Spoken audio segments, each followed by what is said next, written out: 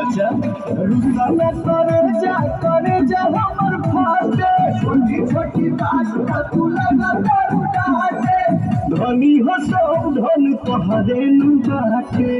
भाभी हो सब धन तोहरे नु बाटे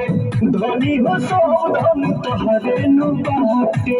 भाभी हो सब धन तोहरे नु बाटे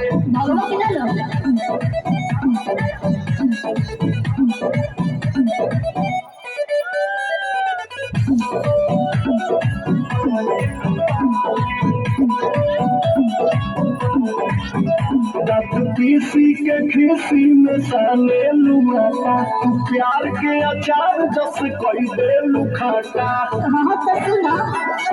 का बोला अब तहारा से हम बस्ती आई बहुत ना जब लगे से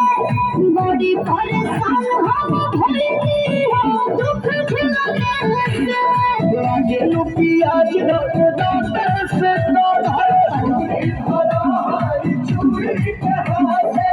धनी हो सब धन तोहरे नु बाटे